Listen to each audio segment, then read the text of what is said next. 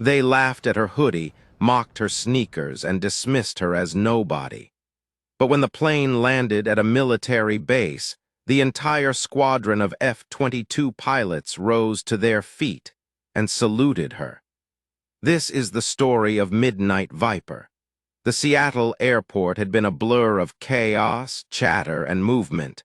But by the time Rachel Monroe boarded her flight to Washington, D.C., the energy shifted into something sharper, colder. She moved down the narrow aisle quietly, her faded gray hoodie brushing against her worn backpack, the cuffs frayed from years of use. Her jeans had a small tear at the knee, barely noticeable unless you were looking for flaws, which, judging by the smirks and sidelong glances from business-class passengers, everyone seemed eager to do. A man in a pinstriped suit leaned toward his seatmate, whispering just loud enough for Rachel to hear. "Looks like she got lost on her way to the bus station." His comment drew a ripple of smug chuckles, but Rachel didn't flinch. Her eyes stayed forward, her steps deliberate, her boarding pass tucked neatly into her pocket. She wasn't here to prove anything. She wasn't here to argue or fight. She just needed to get to D.C., yet the air in the cabin had that charged quality, the kind that grows when people decide someone doesn't belong. Business-class passengers lounged with their complimentary drinks, laughter ringing out like a private club. Rachel slid into seat 12F, tucking her weathered army green backpack beneath the seat in front of her. A Rolex-wearing executive named Richard Hale sat beside her, glancing at her hoodie and scuffed sneakers with mild disdain before returning to his expensive tablet. Rachel leaned back, dark hair pulled loosely, face bare of makeup, looking like any struggling traveler who'd snagged a cheap ticket. That was the image they saw. What they didn't know, what none of them could possibly imagine, was that the woman they dismissed so casually had once flown missions no one dared to whisper about. The kind of classified operations that lived only in vaults and legends. The first jab came before the plane even left the ground. Olivia Hart, the head flight attendant, stood at the front of the cabin, her uniform pressed, her smile polite but sharp. With a glance at Rachel's boarding pass, she said coolly, "Economy S in the back, but today we're full, so you'll just have to sit here." The words were delivered with faint disdain, loud enough for nearby passengers to enjoy. Richard chuckled, nudging the man across the aisle. "Discount ticket people," he muttered. A woman with glossy red nails smirked knowingly, as if Rachel's presence somehow disrupted their curated world. Rachel didn't rise to the bait. She slid her backpack under the seat, buckled in, and turned toward the window. The engines roared, the plane climbing steadily, and her fingers rested calmly in her lap, hands that once gripped the controls of fighter jets, though no one here would believe it. Soon the snide remarks became a sport. Jessica Lang, a young woman in a sleek dress seated behind Rachel, leaned forward with a smile that didn't reach her eyes. "You must be so excited to be on a plane like this," she whispered, dripping pity. Passengers chuckled. Rachel twisted open her water bottle, met Jessica's gaze for half a second, and said evenly, "It's just a flight." The simplicity of her answer silenced Jessica's fake smile. For Rachel, years of service had taught her the power of silence, the value of restraint. She wasn't here for them, but every word, every look, every laugh pressed against her like weights. By the time meal service began, the tension had grown thicker.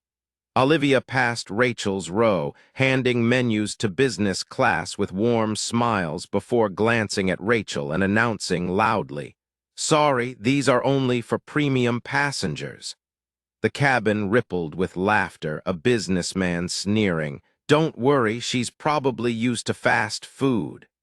Rachel's eyes lifted, steady and firm. "Water's fine," she replied, her voice soft but unyielding, a quiet line drawn in the sand. The flight droned on, passengers sipping wine, clinking glasses, and enjoying their subtle cruelty. Rachel sat still, scanning the horizon through the window, movements precise, calm under pressure, training that had never left her. Yet the small humiliations piled up, whispers about her clothes, her seat near the emergency exit, her place on this flight. Richard smirked, suggesting she looked like she was heading to a job interview. "Hope you've got something better in that bag," he mocked. Rachel finally turned, her gaze sharp and her tone steady. "I'm good." The remark sliced through his arrogance, leaving him blinking. Hours passed before the captain's voice announced a quick stop at Andrews Air Force Base for refueling. Rachel's posture shifted slightly, her eyes sharpening as military jets appeared outside the window, lined across the tarmac. Olivia, standing nearby, noticed the change. "Something catch your eye?" she asked with suspicion. Rachel didn't answer. She just kept her eyes on the runway, seeing something no one else could. As the plane touched down, the cabin energy shifted again. Passengers in business class adjusted jackets, polished cufflinks, preparing for their invitation to meet F-22 pilots waiting on the tarmac. Olivia announced it proudly, casting Rachel a look that screamed exclusion. Snickers followed. "They probably don't want pictures with someone dressed like that," Tara Wells muttered, her voice sharp. Her friend Claire smirked in agreement and laughter rippled again. Rachel remained still, screwing the cap back on her water bottle, her hand brushing the faded eagle patch sewn onto her backpack. The patch was more than fabric. It was earned in fire and chaos, representing missions no civilian could imagine. As faces around her dripped disdain, Rachel kept steady. She had no intention of reminding them who she really was. That reminder was coming all on its own. The cabin buzz quieted when Major Kyle Bennett entered. His presence filled the space like a storm. Sharp uniform, stone-cut jaw, eyes scanning every detail, he was not a man easily distracted. He greeted select passengers with handshakes, but when his gaze landed on Rachel in seat 12F, he froze. The handshake he held lingered awkwardly, unnoticed by the crowd, but Rachel saw it. Their eyes locked, her steady, almost expectant, as if this moment was inevitable. Bennett walked straight to her row, his boots thudding against the floor. "Are you Shadow Hawk 12? He asked, his voice low, reverent. Rachel gave a single nod. The entire cabin shifted uneasily as whispers sparked. Richard scoffed, thinking it a joke, but Bennett's jaw tightened. His next words carried across the cabin. "My apologies for having you sit here. You're invited to the tarmac immediately." The stunned silence was broken only by Rachel's calm movements as she rose, slinging her backpack over one shoulder with practiced ease. Whispers surged, a man in a navy suit loudly insisting it had to be a mistake. "She doesn't look like anyone important," he scoffed. Rachel paused, her hand tightening on her strap, and turned slightly, her eyes meeting his. "Looks can be deceiving," she said, soft but cutting, a blade through silk. His mouth fell silent, his bravado stripped away. As she followed Bennett toward the exit, passengers craned for answers. The woman they dismissed for hours was being escorted by a decorated major. Outside, the air was sharp with jet fuel, the tarmac alive with F-22s standing like sentinels. Bennett's voice cut through the wind. "Attention, this is Midnight Viper, the one who once led 3 squadrons through enemy skies." Instantly, the pilots snapped to attention, saluting Rachel with perfect precision. The cabin windows filled with shocked faces. Rachel returned the salute, crisp and calm. And for the first time all flight, a faint, genuine smile touched her lips. Back on the plane, whispers turned to disbelief. Richard leaned back, muttering it sounded like a Hollywood story. Olivia chuckled weakly, calling it an honorary title. Claire Donovan sneered that it couldn't be real. But reality had already sunk its teeth in, their judgments shattered by what they witnessed. Outside, a young officer approached Rachel carrying a flight helmet embroidered boldly with the call sign, Midnight Viper. Bennett explained its weight. This helmet is only awarded to a pilot who's completed a top-secret mission. Rachel took it, slipping it on effortlessly. The fit was perfect, like a second skin. A young pilot stepped forward, voice thick with emotion. "She's the one who saved my squadron." The others straightened, all replacing formality.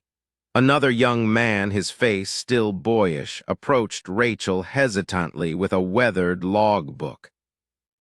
"Ma'am, you signed this for me 3 years ago," he said, showing her unmistakable signature. Rachel smiled softly. "You made it through," she whispered, warmth cutting through her usual calm. The young pilot's eyes shone as he saluted again. In that moment, the tarmac wasn't just ceremony. It was a reunion, a reckoning, proof of who Rachel was.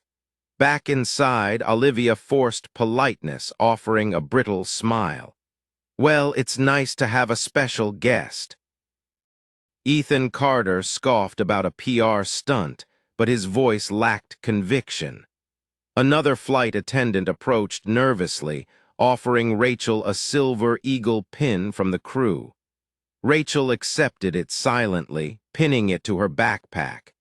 The gesture, quiet and genuine, contrasted the mockery earlier. For the first time, silence filled the cabin, not from arrogance, but from respect, uncertainty, and awe. The silence didn't last long. As the plane taxied back toward the runway, the cabin suddenly filled with a roar louder than the engines themselves. 2 F-22s appeared alongside, wings gleaming in formation with the commercial jet. Bennett's voice crackled over the intercom. "Midnight Viper, we never got to thank you for last time." Rachel leaned to the window, helmet in her lap, lips curving into a faint smile. She slipped on the headset she'd been handed and spoke calmly into the mic. "Hold formation, Eagle 1. The response came instantly, multiple voices answering in unison. "Yes, ma'am." Inside the cabin, everything froze. Richard's drink hung in midair. Olivia fumbled with her tray, her confident facade crumbling. Tara and Claire stared wide-eyed, smirks gone. The business-class arrogance evaporated. Every passenger now realized the woman in the worn hoodie was someone far greater than their imaginations allowed. The jets escorted them skyward, gleaming protectors honoring one of their own. Rachel leaned back, watching them with a calm serenity. For her, it wasn't performance or spectacle, it was familiarity, like being home again. The rest of the cabin sat stunned, their silence heavy with shame and awe. Even Mark Ellison, the loudmouth who mocked her earlier, shrank into his seat, unable to meet her eyes. For the first time in hours, Rachel felt the air shift, not toward cruelty, but toward something else, recognition. By the time the flight neared Washington, the atmosphere had transformed completely. A passenger in a tailored suit, flushed with regret, stood and approached Rachel quietly. I didn't know who you were, I'm sorry," he stammered, audible enough for those nearby. Rachel looked up, her eyes calm but not unkind, and gave a single nod. That was all. She didn't need to lecture or humiliate. The man returned to his seat, humbled. Around the cabin, silence lingered. Faces once smug were pale, eyes averted. Rachel brushed her fingers across the eagle pin on her backpack, a reminder of her true self, not the version they assumed. When the plane landed, passengers moved slowly, processing what they'd witnessed. Rachel stood, backpack over one shoulder, helmet tucked under her arm, walking down the aisle steady and sure. Richard avoided her gaze. Tara typed furiously on her phone. Olivia stood by the exit with a stiff, forced smile. Rachel walked past them all without a glance. At the gate, a man waited, tall, quiet, simple suit, yet commanding presence. His eyes locked on Rachel immediately, and the terminal fell silent. No introduction was needed. Everyone knew who he was, James Monroe, her husband, a man of influence and power. He joined her side wordlessly, his presence underscoring what the passengers had just discovered. As they walked, a little girl tugged her mother's sleeve, whispering, "Is that the pilot lady?" Her mother smiled softly, answering, "That's her." Rachel met the child's eyes, offering a warm, genuine smile that lit the girl's face with wonder. The fallout came quickly. In the days after, the cruel remarks passengers once delivered so freely followed them home in unexpected ways. Richard Hale, the defense contractor executive, was caught on video mocking Rachel. It went viral and, by morning, his company dropped him. Tara Wells, the influencer, lost sponsorships overnight as clips of her laughter spread online. Olivia Hart, once so proud, faced official reprimands from her airline and was grounded from international routes. Jessica Lange's company distanced itself, citing unprofessional behavior. Ethan Carter's startup lost its biggest investor. Claire Donovan's law firm publicly apologized for her conduct, sidelining her from major cases. Mark Ellison's consulting firm erased him from their website altogether. Rachel never followed their downfalls. She didn't need to. She had survived far worse, missions where skies burned with tracer fire and survival hung on a single decision. Their ridicule was nothing but noise. She and James walked through the terminal quietly, helmet under her arm, the D.C. skyline beyond the glass. People stepped aside as they passed, sensing something greater than appearances. Rachel had been mocked, judged, and dismissed, yet none of it defined her. She wasn't small. She never had been. For anyone listening, anyone who'd been overlooked, doubted, or silenced, her story carried a promise. You are not alone, and you never were. If this story gave you chills, don't let it end here. Hit like to show your support. Smash that subscribe button so you never miss the next powerful story, and share this video with a friend who needs a reminder. Appearances don't define worth. Drop a comment below with one word that describes how you feel right now. Let's see who connects with Rachel's journey the most.